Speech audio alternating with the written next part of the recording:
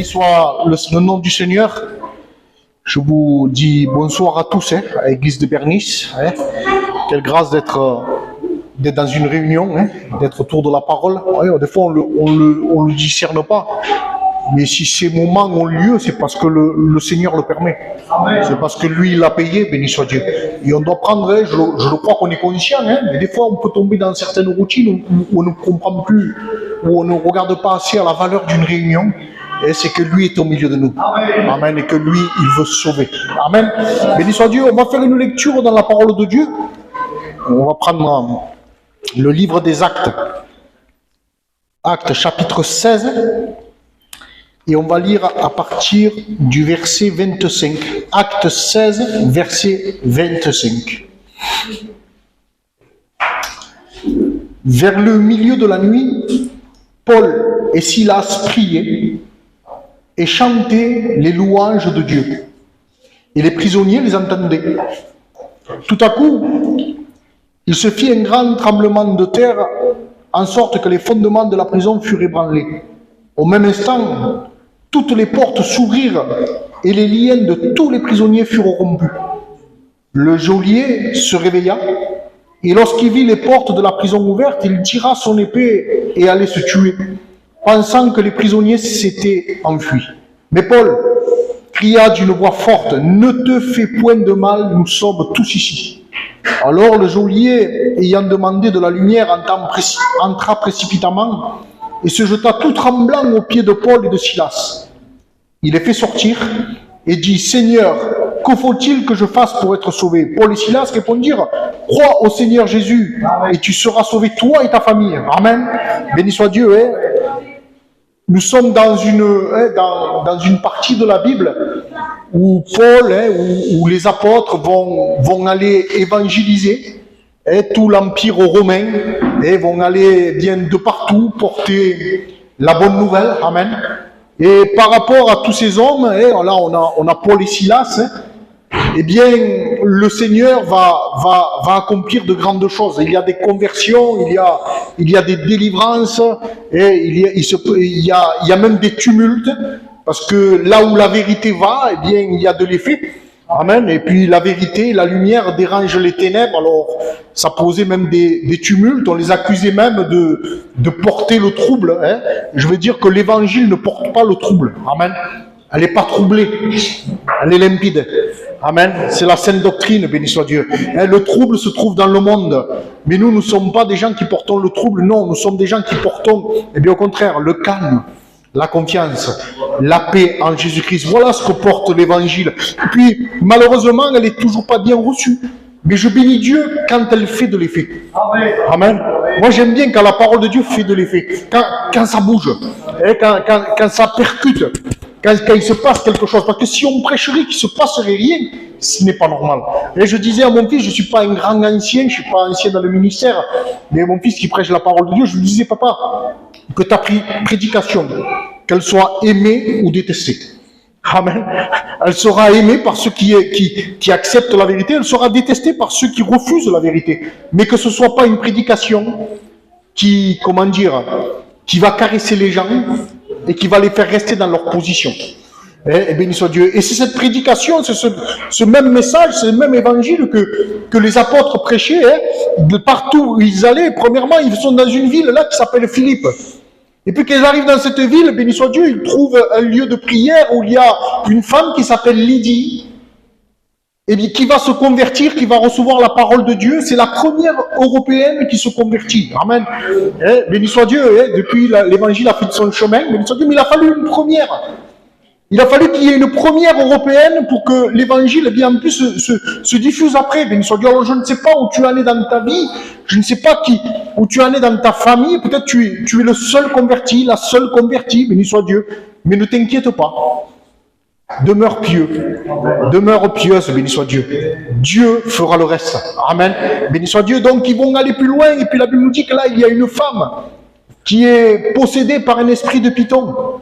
Et puis cette femme-là, elle va suivre ces hommes de Dieu qui sont Paul et Silas, même pendant quelques jours.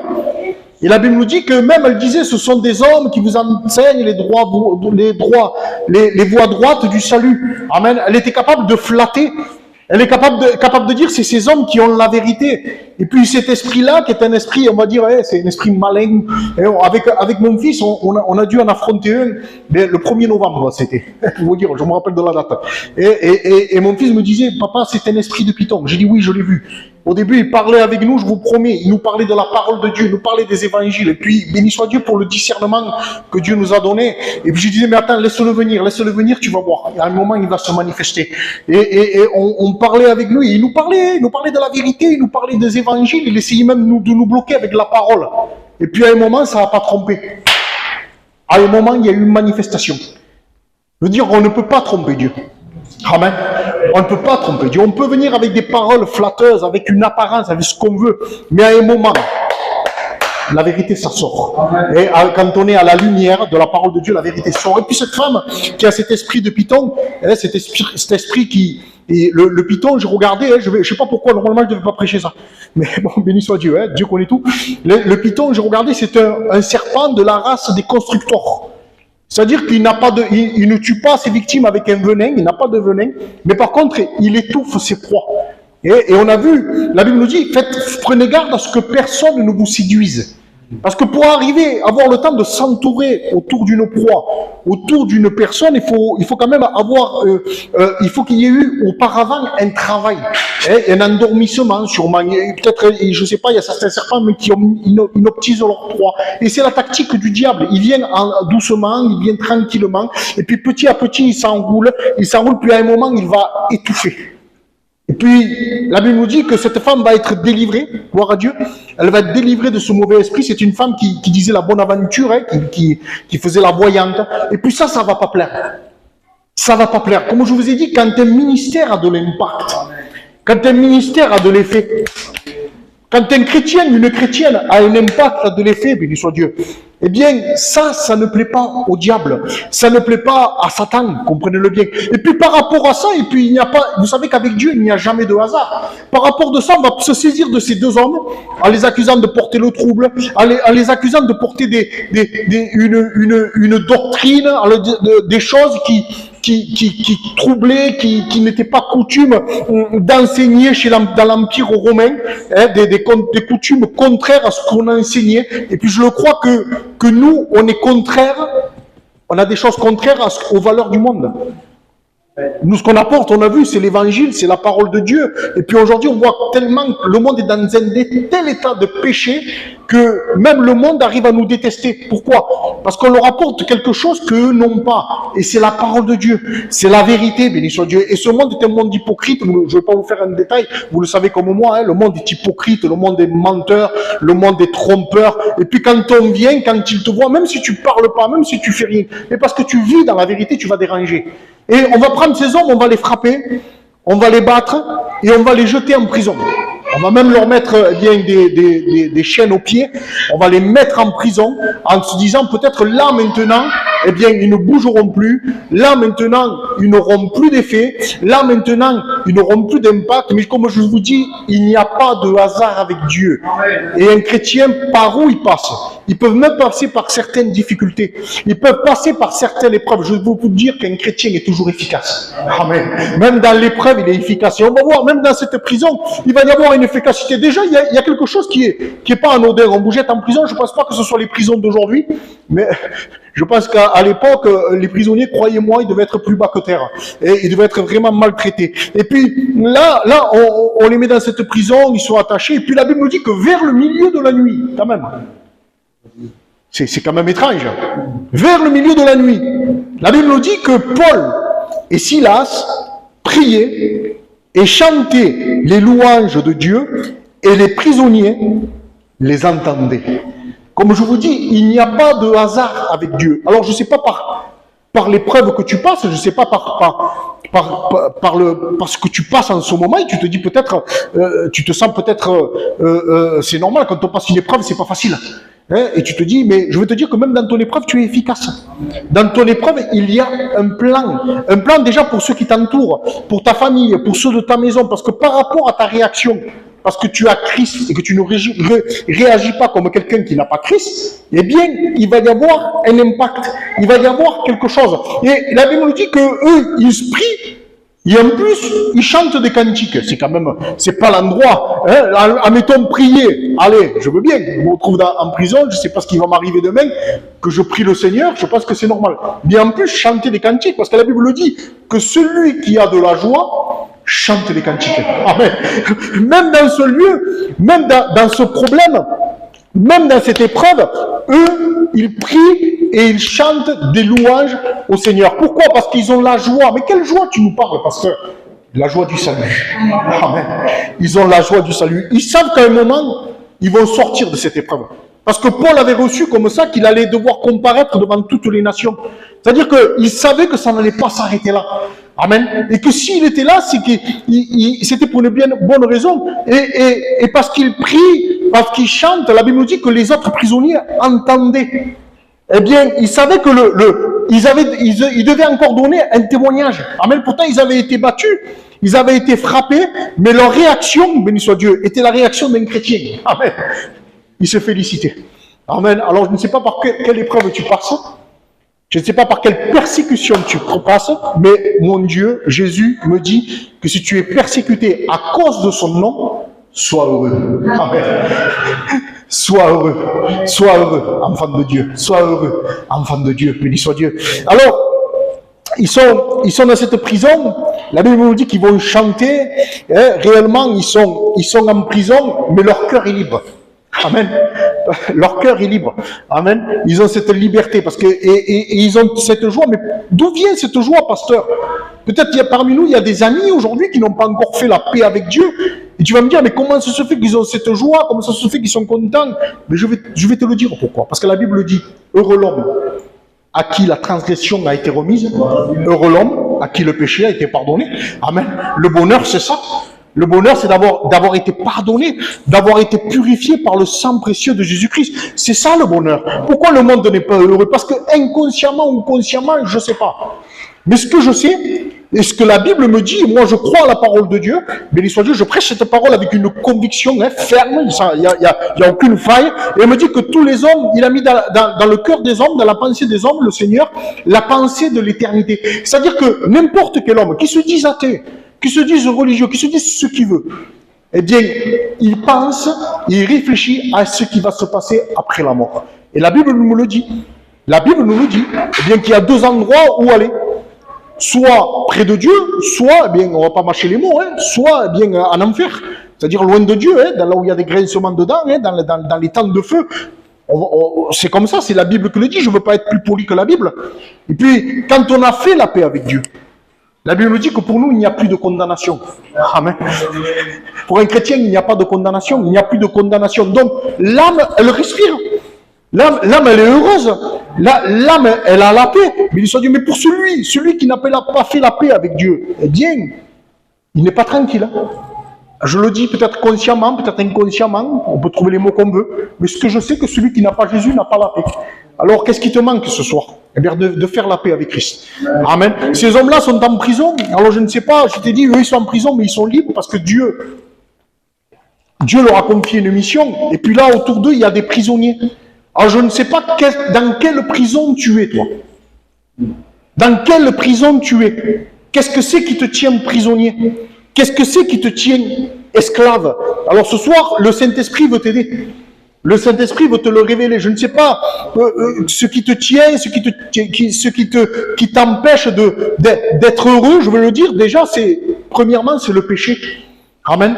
Tous les hommes sont nés pécheurs et privés de la gloire de Dieu. Amen. C'est comme ça. Vous prenez n'importe quel homme, n'importe quelle femme. On est né comme ça, avec une nature pécheresse, bien sûr Dieu. Mais ce soir, tu as l'occasion. Amen.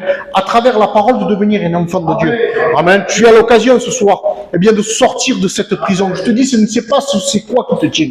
Je ne sais pas ce que c'est qui t'enchaîne, béni soit Dieu. Mais la Bible nous dit que Christ est capable de t'affranchir et de te rendre réellement libre. Parce que tu peux te croire libre. Amen. Bien souvent, on croit que les chrétiens sont prisonniers de certaines choses. On est prisonniers de rien, nous. Hein. Au contraire, on est réellement libre parce qu'on a été affranchis. Amen. Le diable tient prisonnier les hommes et même leur fait croire qu'ils sont libres. Et à un moment, Jésus va parler avec des religieux de l'époque. Il va dire, mais nous n'avons jamais été les esclaves de personne. Mais relis ta Bible, relis ton histoire, et puis c'était des Hébreux. Et tu verras que tu as été déjà esclave 430 ans en Égypte, que tu as été déporté plusieurs fois, en plus à Babylone, que en plus, à l'époque du Seigneur Jésus, c'était les Romains qui dominaient, et puis des fois le diable nous trompe avec des propres raisonnements. Mais réellement, je te dis, mais qu'est-ce que c'est qui te tient ce soir? Qu'est-ce que c'est qui te tient esclave? Quelle est la prison qui te tient? Parce que, je veux te dire, ce soir, peut-être tu as construit, et c'est sûr, si tu n'as pas construit avec Jésus, la Bible dit qu'il est la pierre principale de l'angle. Amen. Et si on ne construit pas une vie en Christ, si on ne s'appuie pas sur le rocher, il n'y a pas de fondement qui tienne. Alors je ne sais pas sur quoi tu te fondes. Peut-être tu t'es fondé sur tes capacités, en disant moi j'ai telle capacité, moi je suis capable de faire certaines choses, c'est-à-dire je suis capable de fonder peut-être une entreprise, de m'engager dans certains crédits, et puis tu as compté sur tes capacités, ou tu as compté aussi sur des promesses, et puis à un moment, boum, ça ne tient pas. Parce que les fondements ne sont pas bons. Les fondements mondains, les fondements de l'homme ne sont pas bons. Ça ne tient pas. C'est trompeur. Écoutez, on peut faire des projets et se retrouver prisonnier de nos projets. C'est-à-dire m'engager pour un crédit, faire un crédit, faire un prêt. Et puis à un moment, parce que circonstances de la vie, parce que la vie est comme ça. Je vous ai dit, le monde est trompeur, et puis il y a des circonstances qui peuvent changer. Eh bien, on se retrouve esclave de nos traites. Alors, il faut travailler plus, peut-être il faut mentir plus, peut-être il faut tromper plus, parce que voilà, on est tombé dans un système où il faut s'en sortir, et puis on s'en sort pas. Pourquoi on s'en sort pas? Parce que je te le dis, tu n'as pas fondé ta vie sur le rocher.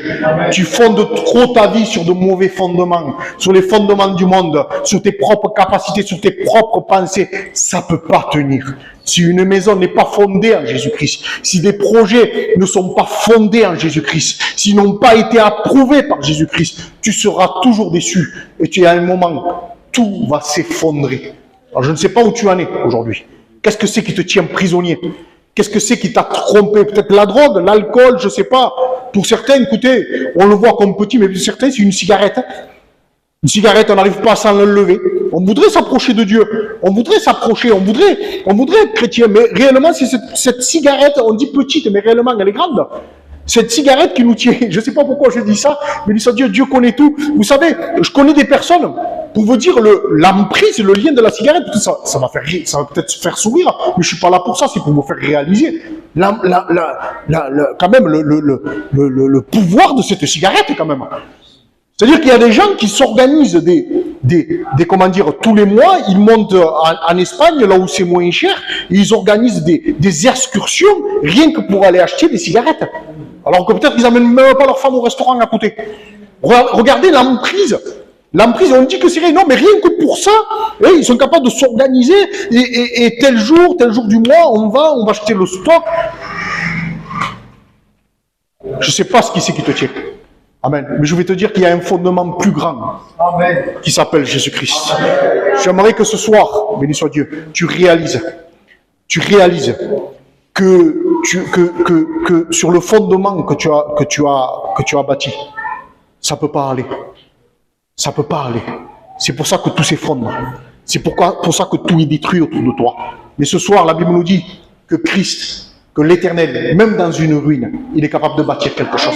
Et ce soir, il veut bâtir quelque chose en toi. Ce soir, il veut te délivrer de ce qui te tient assujetti, de ce qui te tient prisonnier. La Bible nous dit que tout à coup, parce que c'est ça quand l'Église elle prie, quand l'Église elle est ferme, mais qui peut contenir l'Évangile? Qui pourrait arrêter la parole de Dieu? Mais personne. Personne. Donc je veux te dire ce soir, arrête de lutter avec Dieu. Arrête de lutter contre Dieu. Arrête de lutter contre la vérité. Ça va pas tenir. La Bible nous dit qu'à un moment, que les fondements même de la prison, ils vont bouger. Tout va bouger, les portes vont s'ouvrir, les liens des prisonniers vont tomber, parce que c'est ça la puissance de l'évangile. Amen. Et c'est ce que Dieu veut faire pour toi ce soir, c'est-à-dire faire tomber les liens, te libérer de cette prison, te sortir de cet état où tu es, peut-être des liens de la dépression, les liens de l'angoisse, les liens peut-être de certaines passions. Oui, Dieu veut te délivrer ce soir. Il n'y a pas plus puissant que la parole de Dieu. La Bible nous dit que le Dieu que je sers, le Dieu que nous servons, il est le Dieu tout-puissant. Nul n'est semblable à lui. Et c'est ça la parole de Dieu. Ce soir, cette parole veut te délivrer de ces liens, veut t'arracher de la main du diable pour te porter dans l'admirable lumière et pour te mettre dans la main de Dieu. Pourquoi dans la main de Dieu? Parce que la Bible dit, si tu es dans ma main, nul ne t'en ravira. Personne ne pourra te sortir de la main de l'Éternel. Là, tu es en sécurité. Voilà ton fondement, c'est Christ. Bâtis ta vie sur Jésus. La Bible nous dit que tout va s'écrouler au même instant. Toutes les portes s'ouvrent, béni soit Dieu. Et les liens de tous les prisonniers, eh bien, ils furent rompus, ils vont tomber, béni soit Dieu. La Bible dit que là, il y a un homme. C'est le geôlier. C'est le gardien. C'est celui qui garde la prison. Et il avait des consignes fermes. Cet homme-là, il devait garder les prisonniers. Et si jamais un prisonnier s'échappait, il avait échoué dans sa mission, il devait se tuer. Regardez bien. Donc je pense que cet homme connaissait, je le mets à l'ordre du jour, au bout du jour. Quand il a signé son CDI pour être gardien de prison, on lui a donné la fiche de poste, ce qu'on appelle. C'est-à-dire que, voilà, on t'embauche. Tu as ce métier-là, tu as ce travail-là, mais par contre, sache, ne te manque pas. Si jamais un seul prisonnier s'échappe, c'est la mort pour toi. Et puis lui, cet homme, qu'est-ce qu'il a fait? Lui aussi, il a compté sur ses propres fondements. Il a compté sur ses propres capacités. C'est-à-dire, moi, je prends ce poste et je te promets qu'il n'y a pas un prisonnier qui s'échappera. Il avait compté sur ses capacités. Il avait compté sur lui-même. Béni soit Dieu. Je veux te dire que Dieu nous connaît mieux que ce que nous nous connaissons. Et surtout, ne comptons jamais sur nos propres forces. Comptons toujours sur lui. Parce que quand on compte sur lui, on fléchit les genoux. Et on ne fera rien sans son approbation. Sans ce que ce soit lui qui nous envoie, on ne fera rien. Et lui, il avait dit ça. Sûrement, il a dit, moi je prends ce métier, il n'y a aucun prisonnier qui s'échappera, et puis ça sera comme ça. Il était peut-être orgueilleux même. Et puis, Dieu l'a confondu. Amen. Dieu a confondu cet homme. Alors je ne sais pas de la manière qu'il a dû traiter les apôtres, parce que je vous ai dit, ce n'est pas les prisons de maintenant. Même si maintenant, ce n'est pas toujours facile, mais imaginez-vous à l'époque. Je ne sais pas s'il les avait battus, s'il les avait maltraités, mais sûrement. Sûrement. Et puis là, ils sont là. Et puis lui, il avait compté sur ses forces, tout ça, mais quand il voit tout ça, qu'est-ce qu'il fait? Il croit sûrement que les prisonniers se sont échappés. Qu'est-ce qu'il lui reste à faire? Il avait échoué. Et je vous ai dit, le monde ne fait pas de cadeaux. Celui qui fait grâce, c'est lui. Amen. Amen. Le monde ne te fera jamais de cadeaux. Le monde ne te fera jamais de cadeaux. Il n'y a pas, avec le monde, si tu t'échoues, si tu échoues, tu compteras les amis que tu as. Ici, on en a. Tant qu'on est dans la réussite, on en a. Il n'y a pas de problème, il y a du monde. On a de l'argent, on réussit, il y a du monde. Mais quand tu es au plus profond du gouffre, qui va t'en sortir? On va même te regarder, peut-être t'éviter, te mépriser. Le monde ne fait pas de cadeaux. Le diable ne fait aucun cadeau. Et puis lui, où il en arrive? Et excusez-moi si des fois des personnes passent par le deuil, il veut mettre fin à sa vie. Et combien il y en a qui ont échoué dans la vie, qui ont eu des échecs. Et par rapport à ces échecs, qu'est-ce qu'ils pensent? Eh bien, à s'enlever la vie. Ça existe. Avant, excusez-moi, on disait que c'était chez les sédentaires, mais même dans notre peuple aujourd'hui, ça existe. Il y a même des jeunes qui ont cet esprit de suicide. Pourquoi? Parce que la vie ne leur a pas fait de cadeau. Parce que le monde est cruel. Alors ils ne trouvent pas d'amour dans le monde. Ils ne trouvent pas de solution dans le monde. Alors le diable leur chuchote quoi? Arrête, ta vie c'est fini. Mais ce soir, je veux te dire, ne te fais point de mal. Amen. Comme les apôtres ont dit. Nous sommes tous là. Amen. L'église est là. Béni soit Dieu. Ne te fais pas de mal. Je t'en supplie, ne te fais pas de mal. Christ est là. Si le monde ne fait pas de cadeau, je te présente ce soir un cadeau. C'est la grâce. C'est l'évangile de grâce. C'est l'évangile de Jésus-Christ. Il y a un cadeau. Je ne le mérite pas, mais moi non plus je ne le méritais pas. Et pourtant il y a un cadeau qui est la grâce de Christ. Arrête de te faire du mal. Arrête de te faire du mal dans ce monde, mais viens maintenant. Viens à Christ. Il est celui qui veut réparer ton cœur brisé. Il est celui, béni soit Dieu, qui veut colmater les brèches, béni soit Dieu. Il est celui qui veut te consoler, béni soit Dieu. Il est celui qui veut te serrer dans ses bras, béni soit Dieu. Là, le vrai amour se trouve en Jésus-Christ. Amen. Tu ne trouveras pas un autre amour que celui de Christ. Et ce soir, il t'offre la grâce, béni soit Dieu. Pourtant, c'était leur bourreau, hein, on va dire en 2 mots. C'est celui qui les tenait enfermés. C'est celui qui sûrement, la Bible ne me le dit pas, mais je pense qu'il est maltraité, béni soit Dieu. Mais regardez quel amour. Quel amour! Parce que c'est ça l'amour de Christ. Tu me fais du mal, moi je te veux du bien.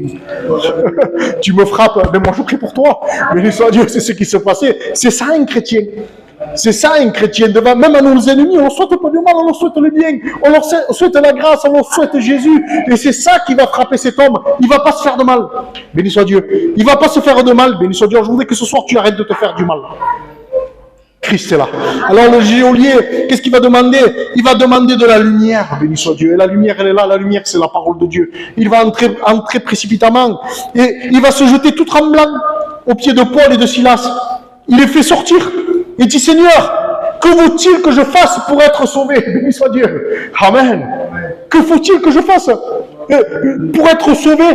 Et puis, il y a même une repentance. Il est à genoux. Il est tremblant, il reconnaît que le Seigneur, c'est le Dieu vivant, c'est le Dieu tout-puissant. Je ne sais pas quel Dieu il priait en tant que Romain, il y avait beaucoup de divinités. Mais là, il vient de trouver le vrai Dieu, celui qui agit, celui qui est capable de détruire les œuvres du diable, celui qui est capable de faire tomber le mur de séparation, le mur du péché, ce Dieu qui a un impact, ce Dieu vivant, c'est pas une statue qui va pas te répondre, ou je ne sais pas quoi, non, c'est un Dieu qui parle, un Dieu qui agit, et un Dieu qui même à la prière des justes agit. Amen. La prière des justes a une très grande efficacité. On a vu l'efficacité de la prière des hommes de Dieu. Je veux te dire, frères et sœurs, ça c'est un encouragement pour l'Église. Ta prière a une efficacité. Amen. Ne te relâche pas dans la prière. Ta prière est une efficacité. On n'est pas des... Excusez-moi, bien sûr qu'on est humble, il n'y a pas de problème, mais il n'y a pas de petits, de grands chrétiens. Comprenez-le bien. On a le même Jésus. Et on a été sauvés par la même grâce, béni soit Dieu. Donc ce soir, reprends courage, Église de Christ. Alors cet homme-là, et il va dire, qu'est-ce qu'il faut que je fasse pour être sauvé? Paul et Silas vont lui répondre, crois au Seigneur Jésus, amen, et tu seras sauvé. Gloire à Dieu. Premièrement, toi, crois au Seigneur Jésus, premièrement, le salut pour moi. Et puis ils vont dire quelque chose, parole prophétique. Et tu seras sauvé, toi, non seulement toi, et ta famille. Amen. Comprenez-le bien que le salut est personnel. Et puis souvent, voilà, des personnes se servaient de ça, de dire moi, si je crois, et puis si je crois, toute ma famille est sauvée. Non, le salut est personnel. Amen. Mais là, c'est une parole prophétique. Ce sont des hommes de Dieu. C'est une parole prophétique, c'est-à-dire crois-toi en premier, et après, qu'est-ce qui va se passer? Parce qu'après, il va y avoir une réunion dans la maison de cet homme. Amen, c'est prophétique. Crois-toi seulement. Et puis, ils vont annoncer la parole de Dieu, et toute la famille va se convertir. Amen. Ce qu'un homme sème, c'est sûr qu'à un moment, eh bien, il va le moissonner. Gloire à Dieu, si tu moissonnes de la parole de Dieu, si tu moissonnes des choses qui viennent de l'Esprit de Dieu, à un moment, tu vas le moissonner. Mais pour lui, ça a été instantané, béni soit Dieu. La Bible nous dit qu'il va les amener. Ils lui annoncèrent la parole du Seigneur, ainsi qu'à tous ceux qui étaient dans sa maison. Il les prit avec lui, à cette heure même de la nuit, il lava leurs plaies, et aussitôt, il fut baptisé, lui et tous les siens. Amen. Béni soit Dieu, hein, il va même laver leurs plaies, alors que c'est quelqu'un peut-être qui faisait des plaies aux gens, et quand on reçoit Jésus, qu'on a notre cœur changé, on ne fait plus le mal, qu'est-ce qu'on fait? On fait le bien. Amen. Et au lieu de détruire, qu'est-ce qu'on fait? On répare. Au lieu, excusez-moi, de faire du mal, qu'est-ce qu'on fait? Eh bien, on soigne. Pourquoi? Parce que dans notre cœur, on est un peu comme ce bon samaritain. Et on a toujours un peu d'huile, béni soit Dieu, et de vin sur nous. Béni soit Dieu, on a toujours quelque chose pour faire du bien. On a toujours une parole de réconfort. On a toujours quelque chose qui vient de la part de Dieu. Et un chrétien, je crois que c'est ça. Nous, on est là pour réparer, béni soit Dieu, pour arranger les choses, béni soit Dieu, pas pour envenimer, non, non, non. Si avant j'étais d'une nature qui détruisait les choses, qui détruisait partout là où je passais, non, aujourd'hui parce que j'ai Christ, béni soit Dieu, eh bien avec lui, je veux rattraper le temps perdu, béni soit Dieu. Je vais annoncer Christ pour qu'il répare, béni soit Dieu. Et je suis l'instrument qui va réparer, amen. Et on finit avec ça, et ayant conduit dans son logement, il leur servit à manger, et il se réjouit avec toute sa famille de ceux qu'il avait cru en Dieu. Amen. Il se réjouit. Il est heureux. Amen. Il mange avec les hommes de Dieu. Gloire à Dieu, quel changement. D'un homme qui tenait les hommes prisonniers. Non. Là, il ne les tient plus dans une prison. Il ouvre carrément sa maison à l'évangile. C'est un homme qui est heureux. Lui et sa famille. Voilà les projets pour toi. Si tu acceptes de construire en Jésus-Christ. Si tu acceptes les fondements qui sont en Jésus-Christ. Voilà les projets pour toi. Un homme heureux. Toi et ta famille. Amen, on prie le Seigneur. Amen. Seigneur, nous voulons te louer, nous voulons te glorifier.